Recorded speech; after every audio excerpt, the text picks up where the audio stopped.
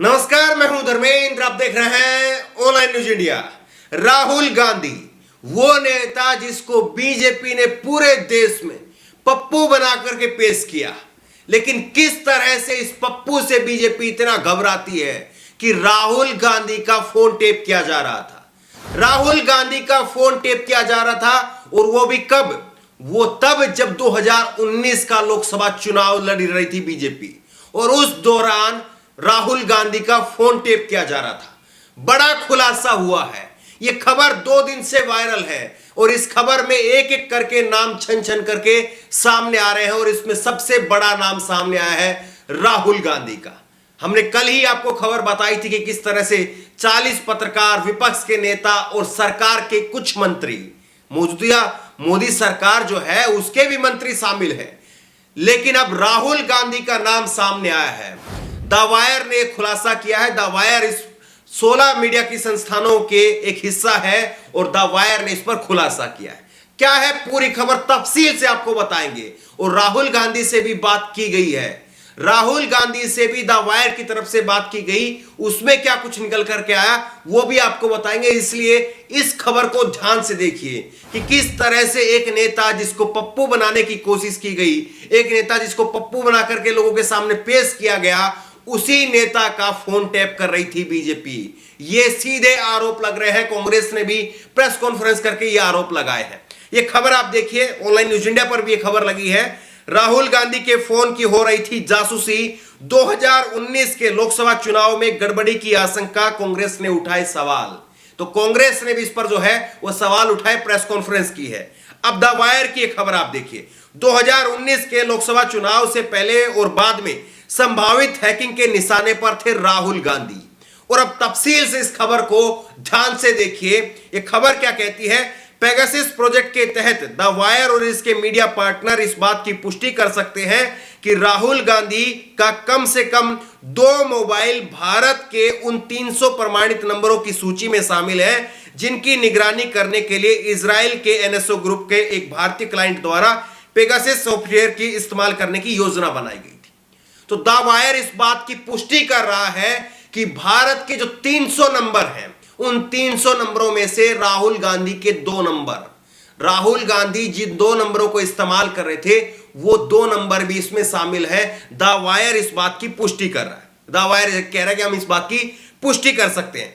राहुल गांधी की हैकिंग की सनक इस स्तर तक की गई थी कि उनके 5 कारोबारियों को भी निशाना बनाने की तैयारी की गई, जबकि इन 5 में से कोई भी राजनीतिक या सार्वजनिक कामों के संबंधी उनकी भूमिका में नहीं है। 5 ऐसे करीबी, राहुल गांधी के 5 ऐसे करीबी व्यक्ति, उनके भी फोन टेप किए गए, और जो ना तो राजनीतिक जीवन में है और ना ही किसी प्रकार की सार्वजनिक कामों में उनकी भूमिका है, लेकिन उनकी भी फोन टेप किया गया।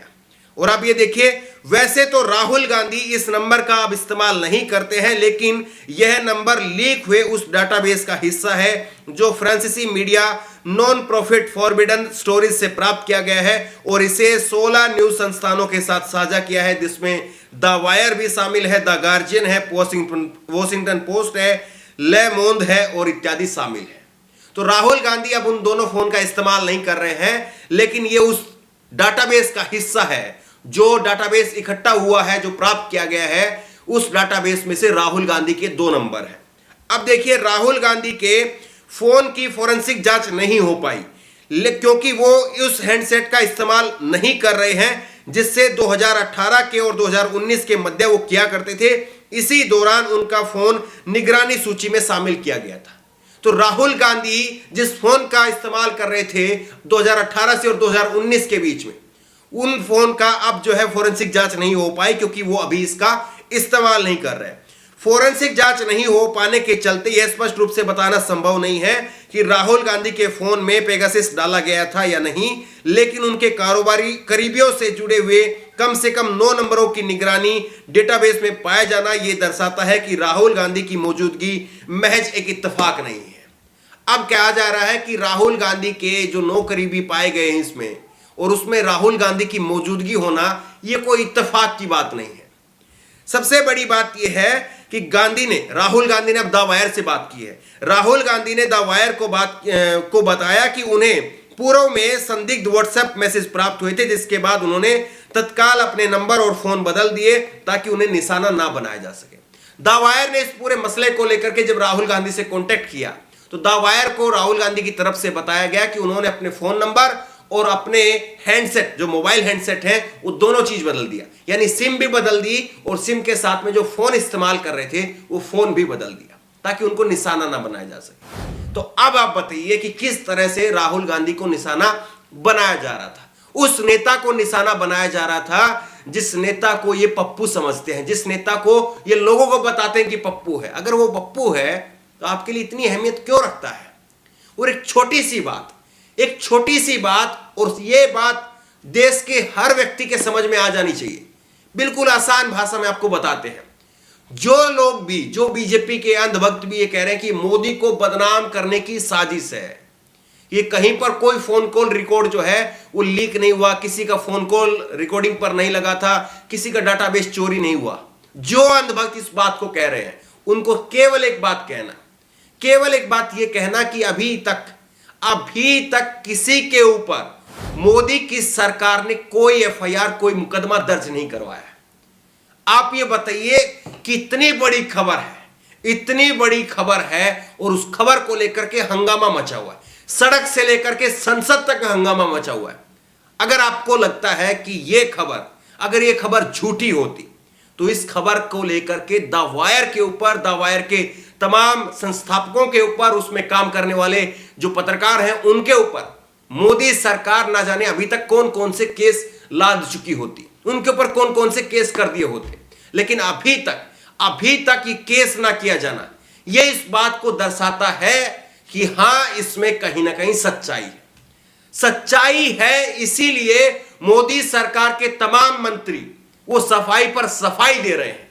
अगर सच्चाई नहीं होती तो मुकदमे होते द वायर पर, मुकदमे होते राहुल गांधी पर, कांग्रेस के नेताओं पर और तमाम पत्रकारों पर मुकदमे होते कि आप झूठ फैला रहे हैं। यहां पर तो एक अगर कहीं पर कोई वीडियो क्लिप चला देता है, कहीं पर कोई छोटी सी खबर अखबार में लग जाती है, उसको लेकर के साहब एफआईआर करवा देते हैं, मुकदमे दर्ज करवा देते हैं। और यहां तो सब कुछ हिला पड़ा है। यह सच्चाई है कि यह खबर न केवल द वायर ने की है, बल्कि यह खबर पूरी दुनिया भर के 16 मीडिया संस्थानों ने मिलकर के एक साथ इस खबर को किया है। और इसमें 80 पत्रकार शामिल थे। तो द वायर के कुछ पत्रकारों को जेल में बंद करने से, उनके ऊपर मुकदमा लादने से कुछ नहीं हो सकता। इस बात को मोदी सरकार समझ रही है और इसीलिए सफाई दी जा रही है। वरना मुकदमे दिए जाते, मुकदमे ठोके जाते और जेल में अभी तक बंद कर दिया जाता। बहरहाल, जिस तरह से राहुल गांधी का फोन टेप किया जा रहा है, क्या आपको लग रहा है कि वाकई 2019 का लोकसभा चुनाव निष्पक्ष हुआ है, या राहुल गांधी जिसके साथ में बातचीत कर रहे थे उन सबको बीजेपी ने फिर अपनी तरह से, अपने तरीके से, अमित शाह ने, उन्होंने अपने तरीके से उन लोगों को सेट कर दिया? यह बड़ा सवाल है। बहरहाल, इस खबर को लेकर के जो भी राय हो, और इस खबर को ज्यादा से ज्यादा शेयर करिए ताकि लोगों को पता चल सके कि पप्पू कौन है और देश को पप्पू कौन बना रहा है। ये लोगों को पता चल सके, इसके बीच का फर्क लोगों को पता चल सके। इस खबर को ज्यादा से ज्यादा शेयर करिए और इस खबर को लेकर के आपकी जो भी राय हो नीचे कमेंट बॉक्स में अपनी राय जरूर दीजिए। और इसी तरह की तमाम खबरों के लिए ऑनलाइन न्यूज इंडिया को सब्सक्राइब करिए, साथ में जो बेल आइकन है घंटी उसको जरूर दबाइए ताकि जैसे कोई वीडियो अपलोड करें उसकी नोटिफिकेशन आपको तुरंत मिल सके। धन्यवाद। इस खबर को अभी लाइक करें, शेयर करें, अभी चैनल को सब्सक्राइब करें और घंटी जरूर दबाएं।